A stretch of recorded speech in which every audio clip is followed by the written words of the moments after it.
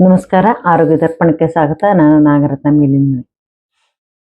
ನಾನು ಇನ್ನೊಂದು ವಿಡಿಯೋದಲ್ಲಿ ಹೇಳಿದ್ದೆ, ನಾನು ಹಲವಾರು ಕಾಯಿಲೆಗಳಿಗೆ ಒಂದೇ ಪಾಯಿಂಟ್ ಪ್ರೆಸ್ ಮಾಡೋದ್ರ ಮೂಲಕ ನಾವು ಹೇಗೆ ವಾಸಿ ಮಾಡ್ಕೋಬಹುದು ಅಂತ. ಈಗ ಅದೇ ತರದ ಇನ್ನೊಂದು ಹೇಳ್ತೀನಿ. ಹೇಗೆ ಅಂತಂದ್ರೆ, ಈಗ ಬಾಯಿ ಹುಣ್ಣು ಆಗ್ತಾ ಇದೆ, ಕೂದಲು ತುಂಬಾ ಉದುರ್ತಾ ಇದೆ, ಪೈಲ್ಸ್ ತರ ಆಗ್ತಾ ಇದೆ, ಮತ್ತು ಮಲಬದ್ಧತೆ ಇದೆ, ಯೂರಿನ್ ತುಂಬಾ ಎಲ್ಲೋ ಹೋಗ್ತಾ ಇದೆ, ತುಂಬಾ ಗ್ಯಾಸ್ಟ್ರಿಕ್ ಆಗ್ತಾ ಇದೆ. ಈ ತರ ಆಗ್ತಾ ಇದೆ ಅಂತಂದ್ರೆ ನಿಮ್ಮ ದೇಹದಲ್ಲಿ ಹೀಟ್ ಆಗಿದೆ, ಚರ್ಮ ಎಲ್ಲ ಒಣಗಿದಂಗ ಆಗ್ತಾ ಇದೆ, ಕೆಂಪು ರ್ಯಾಷಸ್ ಆಗ್ತಾ ಇದೆ, ಬೊಕ್ಕೆಗಳು ಹೇಳ್ತಾ ಇದೆ. ಈ ತರ ಎಲ್ಲ ಆಗ್ತಾ ಇದೆ ಅಂತಂದ್ರೆ ನೋಡಿ, ಎಲ್ಲದಕ್ಕೂ ಕೂಡ ಒಂದೇ ಪರಿಹಾರ ಏನು ಗೊತ್ತಾ? ಕಾಲ್ನಲ್ಲಿ ಇರ್ತಕ್ಕಂಥ K10 ಪಾಯಿಂಟ್ ಅನ್ನ ಪ್ರೆಸ್ ಮಾಡ್ಬೇಕು. ನೀವು ಗೂಗಲ್ ನೋಡಿ ಸರ್ಚ್ ಮಾಡಿ ಸಿಗುತ್ತೆ, ಬೇಕಿದ್ರೆ ಅದನ್ನ ತೋರಿಸ್ತಾ ಇದ್ದೀನಿ ನೋಡಿ. K10 ಅಂತ ಕಾಲಿನ ಮಂಡಿಯ ಹಿಂಭಾಗಕ್ಕೆ ಬರುತ್ತೆ. K10 ಅಂತ ಹೇಳ್ತಕ್ಕಂಥ ಒಂದು ಪಾಯಿಂಟ್. ಇದನ್ನ ಎರಡೂ ಕಾಲಲ್ಲೂ ಇನ್ನೊಂದ್ಸಲ ತೋರಿಸ್ಬಿಡ್ತೀನಿ. K10 ಅಂತ ನೀವು ಗೂಗಲ್ ಸರ್ಚ್ ಮಾಡಿದ್ರು ಸಿಗುತ್ತೆ ನಿಮ್ಗೆ. ಇದನ್ನ ಎರಡೂ ಕಾಲಲ್ಲೂ ದಿನಕ್ಕೆ 20 ಸಲ, ಒಂದ್ ಕಾಲ 20 ಸಲ, ಒಂದ್ ಕಾಲ 20 ಸಲ ನೀವು ಎರಡು ದಿವಸ ಪ್ರೆಸ್ ಮಾಡಿದ್ರೆ ಸಾಕು. ಆಮೇಲೆ ಒಂಚೂರಿತ್ತು ಅಂತ ವಾರಕ್ಕೊಂದ್ಸಲ ಪ್ರೆಸ್ ಮಾಡಿ ಸಾಕು. ನಿಮ್ಮ ಈ ಸಮಸ್ಯೆಗಳೆಲ್ಲ ಯಾವುದು ಬಾಯಿ ಹುಣ್ಣು ಆಗ್ತಕ್ಕಂಥದ್ದು, ಕೂದಲು ಉದುರ್ತಕ್ಕಂಥದ್ದು, ಒಂಥರ ಪೈಲ್ಸ್ ತರ ಆಗಿದೆ, ಸ್ವಲ್ಪ ಮೋಷನ್ ಮಾಡುವಾಗ ಉರಿ ಆಗ್ತಾ ಇದೆ, ಒಂಥರ ಮಲಬದ್ಧತೆ ತರ ಆಗಿದೆ, ಗ್ಯಾಸ್ಟ್ರಿಕ್ ಆಗಿದೆ, ಚರ್ಮ ಒಣಗಿ ರ್ಯಾಷಸ್ ಆಗ್ತಾ ಇದೆ, ಇವೆಲ್ಲದಕ್ಕೂ ಕೂಡ ಇದು ರಾಮಬಾಣ. ಇದೇನ್ ಮಾಡುತ್ತೆ ಅಂದ್ರೆ K10 ಅಂತಂದ್ರೆ ಕಿಡ್ನಿಯ ಕೋಲ್ಡ್ನೆಸ್ ಅನ್ನ ಜಾಸ್ತಿ ಮಾಡುತ್ತೆ. ಕಿಡ್ನಿ ಕೋಲ್ಡ್ನೆಸ್ ಜಾಸ್ತಿ ಮಾಡಿದ್ರೆ ದೇಹದಲ್ಲಿ ಎಲ್ಲ ಕಡೆಗೂ ತಂಪಾಗತ್ತೆ. ಆಗ ನಿಮ್ಗೆ ಈ ದೇಹ ಹೀಟಿನಿಂದ ಬರ್ತಕ್ಕಂಥ ಈ ಸಮಸ್ಯೆಗಳೆಲ್ಲ ಪರಿಹಾರ ಆಗುತ್ತೆ.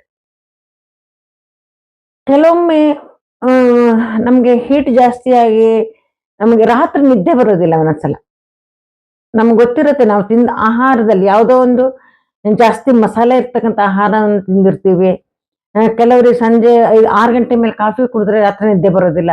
ಈ ತರ ಹೀಟಾದ ಪದಾರ್ಥಗಳನ್ನ ತಿಂದಾಗ ರಾತ್ರಿ ಬೇಗ ನಿದ್ದೆ ಬರೋದಿಲ್ಲ. ಮಕ್ಕಳಿಗೆಲ್ಲ ತೊಂದರೆ ಇಲ್ಲ, ಸ್ವಲ್ಪ ಯಂಗ್ಸ್ಟರಿಗೆಲ್ಲ ಏನು ನಡೆಯುತ್ತೆ. 50 ವರ್ಷ ಆದ್ಮೇಲೆ ನವರಿಗೆ, ಸ್ವಲ್ಪ 60 ವರ್ಷ ಆದ್ಮೇಲಿನವರಿಗೆ ಈ ಪ್ರಾಬ್ಲಮ್ಗಳೆಲ್ಲ ಕಾಣಿಸುತ್ತೆ. ಸಂಜೆ 5-6 ಗಂಟೆ ಮೇಲೆ ಕಾಫಿ ಟೀ ಕುಡಿದ್ರೆ ರಾತ್ರಿ ನಿದ್ದೆ ಬರೋದಿಲ್ಲ. ಅಥವಾ ಈಗ ಹೀಟ್ ಆಗಿರ್ತಕ್ಕಂಥ ಪದಾರ್ಥಗಳು, ಹಾಗಲಕಾಯಿ ಪಲ್ಯ ಮಾಡಿ ತಿಂದ್ರೆ, ಯಾವುದೋ ಮಸಾಲೆ ಜಾಸ್ತಿ ಇರ್ತಕ್ಕಂಥ ಆಹಾರವನ್ನು ತಿಂದಾಗ ರಾತ್ರಿ ನಿದ್ದೆ ಬರೋದಿಲ್ಲ. ಅಂತ ಸಮಯಲ್ಲೂ ಕೂಡ ಇದನ್ನೊಂದು 10 ಸಲ ಪ್ರೆಸ್ ಮಾಡಿದ್ರೆ ಸಾಕು, ನಿದ್ದೆ ಚೆನ್ನಾಗ್ ಬರುತ್ತೆ, ಸ್ವಲ್ಪ ಕೂಲ್ ಆಗತ್ತೆ ದೇಹ. ದೇಹ ತಂಪಾಗಿರುವಾಗ ಈ ಪಾಯಿಂಟ್ ಅನ್ನ ಖಂಡಿತವಾಗ್ಲೂ ಪ್ರೆಸ್ ಮಾಡಬಾರ್ದು. ದೇಹ ತಂಪಾಗಿದೆ ನಮ್ಗೆ ಹೆಂಗ್ ಗೊತ್ತಾಗತ್ತೆ? ಅಲ್ಲ, ನಮ್ಗೆ ಗೊತ್ತಾಗತ್ತಲ್ಲ, ಮೇಯ್ನ್ ಆಗಿ ಮೂತ್ರ ವೈಟ್ ಆಗಿದೆ ಅಂತಂದ್ರೆ ನಮ್ಗೆ ಕೋಲ್ಡ್ನೆಸ್ ಜಾಸ್ತಿ ಇದೆ ಅಂತಾನೆ ಅರ್ಥ. ನಾವು ದಿನನಿತ್ಯ ಗಮನಿಸಬೇಕಾದಂಥದ್ದು ನಮ್ಮ ದೇಹದ ಸ್ಥಿತಿ ಹೇಗಿದೆ ಅಂತ ನಮ್ಗೆ ಗೊತ್ತಾಗ್ಬೇಕು ಅಂತಂದ್ರೆ ಮೂತ್ರವನ್ನ ನಾವು ಗಮನಿಸ್ಬೇಕು. ಯೂರಿನ್ ಹೇಗಿರ್ಬೇಕು ಅಂತಂದ್ರೆ ಪೇಲ್ ಯೆಲ್ಲೋ ಕಲರ್ ಅಲ್ಲಿ ಇದ್ರೆ ಸಮಸ್ಥಿತಿಯಲ್ಲಿ ಇದೆ ಅಂತ. ಅದು ವೈಟ್ ಆಗಿದೆ ಅಂದ್ರೆ ದೇಹ ಕೋಲ್ಡ್ ಆಗಿದೆ ಅಂತ. ಅದು ತುಂಬಾ ಯೆಲ್ಲೋಯಿಶ್ ಆಗಿದೆ ಅಂತಂದ್ರೆ ಹೀಟ್ ಆಗಿದೆ ಅಂತ. ಹಾಗಿದ್ದಾಗ ನೀವು ಸ್ವಲ್ಪ ಜಾಸ್ತಿ ನೀರ್ ಕುಡೀರಿ. ಹೀಟ್ ಜಾಸ್ತಿ ಇದ್ದಾಗ ಒಂದು ಸ್ವಲ್ಪ ಹಸಿ ತರಕಾರಿಗಳನ್ನ ತಿನ್ನಿ, ಅದರಿಂದ ಇದಾಗುತ್ತೆ. ತುಂಬಾ ಕೋಲ್ಡ್ ಇತ್ತು, ವೈಟ್ ಆಗಿತ್ತು ಮೂತ್ರ ಅಂತಂದ್ರೆ ತುಂಬಾ ಕೋಲ್ಡ್ ಆಗಿರೋದನ್ನ ತಿನ್ನಕ್ ಹೋಗ್ಬೇಡಿ.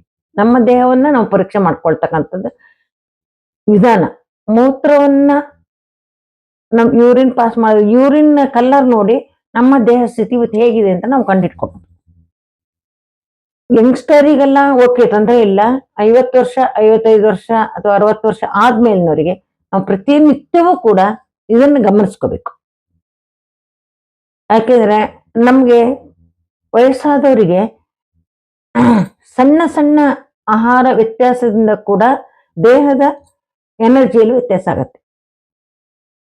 ಯಂಗ್ಸ್ಟರಿಗೆ ಏನು ತೊಂದರೆ ಆಗೋದಿಲ್ಲ, ಅವ್ರಿಗೆ ಶಕ್ತಿ ಇರುತ್ತೆ. ನಮ್ಗೆ ಶಕ್ತಿ ಸ್ವಲ್ಪ ಕಡಿಮೆ ಆಗ್ತಾ ಇರುತ್ತೆ. ಹಾಗಾಗಿ ನಮ್ಗೆ ಆಹಾರದಲ್ಲಿ ಸ್ವಲ್ಪ ವ್ಯತ್ಯಾಸ ಆದ್ರೂ ಕೂಡ, ದಿನಚರಿಯಲ್ಲಿ ಸ್ವಲ್ಪ ವ್ಯತ್ಯಾಸ ಆದ್ರೂ ಕೂಡ ನಮ್ಮ ಆರೋಗ್ಯದಲ್ಲಿ, ನಮ್ಮ ದೇಹದ ಈ ಹೀಟ್ ಅಂಡ್ ಕೋಲ್ಡ್ ಪ್ರವೃತ್ತಿಯಲ್ಲಿ ವ್ಯತ್ಯಾಸ ಆಗುತ್ತೆ. ಅದು ನಮ್ಮ ಎಲ್ಲಾ ಚಟುವಟಿಕೆ ಮೇಲೂ ಪರಿಣಾಮ ಬೀರುತ್ತೆ. ನಿದ್ದೆ ಸರಿ ಬರೋದಿಲ್ಲ, ಕೆಲಸ ಮಾಡ್ಲಿಕ್ಕೆ ಉತ್ಸಾಹ ಇರೋದಿಲ್ಲ, ಕೈಕಾಲು ನೋವು ಬರುತ್ತೆ, ಈ ತರ ಹಲವಾರು ತೊಂದರೆಗಳು ಕಾಣಿಸ್ಕೊಡುತ್ತೆ. ನಮ್ಮನ್ನ ನಾವು ಚೆನ್ನಾಗಿ ಗಮನಿಸ್ಕೊಂಡಾಗ ನಾವು ಆಮೇಲೆ ಯಾವ ಆಹಾರ ತಿನ್ಬೋದು, ಆಹಾರ ಇವತ್ತು ಬೇಡ, ಇವತ್ತು ನನಗೆ ಯಾಕೋ ತುಂಬಾ ಹೀಟ್ ಆಗಿರೋ ಪದಾರ್ಥ ಬೇಡ, ಇಲ್ಲ ನನ್ ಕೋಲ್ಡ್ ಆಗಿದೆ, ಸ್ವಲ್ಪ ನನ್ಗೆ ತಂಪಾಗಿರೋ ಪದಾರ್ಥ ಬೇಡ, ಈ ತರದನ್ನ ನೋಡ್ಕೊಂಡು ನಾವು ಗಮನಿಸ್ಕೊಂಡು ನಾವು ಇದನ್ನ ಅನುಸರಿಸ್ತಾ ಬಂದ್ರೆ ನಮ್ಗೆ ನಮ್ಮ ಆರೋಗ್ಯವನ್ನ ಒಂದು ಸುಸ್ಥಿತಿಯಲ್ಲಿ ಇಟ್ಕೋಬಹುದು. ವಯಸ್ಸಾದವರು ಇದನ್ನ ತುಂಬಾ ಗಮನಿಸ್ಕೊಳ್ಳೇಬೇಕು. ಯಾಕಂದ್ರೆ ಮೊದ್ಲಿನಷ್ಟು ಶಕ್ತಿ ನಮ್ಗಿರೋದಿಲ್ಲ, ದೇಹದಲ್ಲಿ ಅಂಗಾಂಗಗಳಲ್ಲಿ ಮೊದ್ಲಿನಷ್ಟು ಎನರ್ಜಿ ಇಲ್ಲದೆ ಇರೋದ್ರಿಂದ ನಾವು ಇದನ್ನ ಈ ಸೂಕ್ಷ್ಮತೆಗಳನ್ನ ಗಮನಿಸ್ಕೋಬೇಕು. ಹೇಗ್ ಬೇಕಾದ್ರೂ ತಿಂತೀನಿ, ಏನ್ ಬೇಕಾದ್ರೂ ತಿಂತೀನಿ, ಎಷ್ಟೊತ್ತಿಗೆ ಬೇಕಾದ್ರೂ ತಿಂತೀನಿ, ಈ ತರ ಒಂದು ಸ್ಥಿತಿಯಲ್ಲಿ ನಾವು ಇರೋದಿಲ್ಲ. ನಾವು ಈ ಸಮಯದಲ್ಲಿ ಸ್ವಲ್ಪ ಜೋಪಾನವಾಗಿ ನಮ್ಮ ಶರೀರವನ್ನ ನಾವು ಕಾಪಾಡ್ಕೊಂಡ್ ಬಂದ್ರೆ, ನಮ್ಮ ಆರೋಗ್ಯವನ್ನ ಸುಸ್ಥಿತಿಯಲ್ಲಿ ಇಡ್ತಾ ಬಂದ್ರೆ ನಾವು ಇನ್ನೊಂದಷ್ಟು ದಿವಸ ಆರೋಗ್ಯವಾಗಿ ಇರ್ಬಹುದು, ಇರೋಷ್ಟು ದಿವಸ ಆರೋಗ್ಯವಾಗಿ ಇರ್ಬಹುದು. ಇದನ್ನೆಲ್ಲ ಒಂದು ಗಮನಿಸ್ಕೊಳ್ಳಿ, ನೀವು ನಿಮ್ ಜೀವನದಲ್ಲಿ ಅನುಸರಿಸ್ಕೊಳ್ಳಿ. ಆಹಾರ ಕ್ರಮವನ್ನ ನಾವು ಕಟ್ಟುನಿಟ್ಟಾಗಿ ಪಾಲಿಸ್ಬೇಕಾಗತ್ತೆ. ವಯಸ್ಸಾದವರಲ್ಲಿ ಆಹಾರ ಕ್ರಮ, ಜೀವನ ದಿನಚರಿ, ಮಲಮೂತ್ರಗಳು ಹೇಗೆ ಹೋಗುತ್ತೆ ಅದನ್ನ ಗಮನಿಸ್ಕೊಂಡ್ರೆ ಎಷ್ಟೋ ನಮ್ಮ ಕಾಯಿಲೆ ಬರೋದನ್ನ ನಾವು ತಪ್ಪಿಸ್ಕೋಬಹುದು. ಆಹಾರ ಬದಲಾವಣೆಯಿಂದ, ದಿನಚರಿಯ ಬದಲಾವಣೆಯಿಂದ.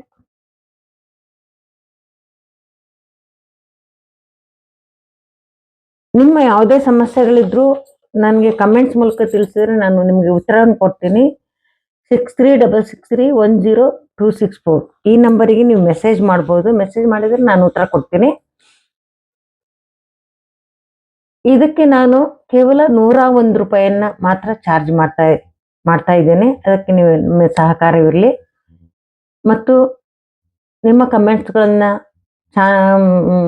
ಅಭಿಪ್ರಾಯಗಳನ್ನ ಕಮೆಂಟ್ಸ್ ಮೂಲಕ ತಿಳಿಸಿ ಮತ್ತು ಚಾನಲ್ ಅನ್ನು ಸಬ್ಸ್ಕ್ರೈಬ್ ಮಾಡೋ ಮೂಲಕ ಪ್ರೋತ್ಸಾಹ ನೀಡಿ. ನಮಸ್ಕಾರ.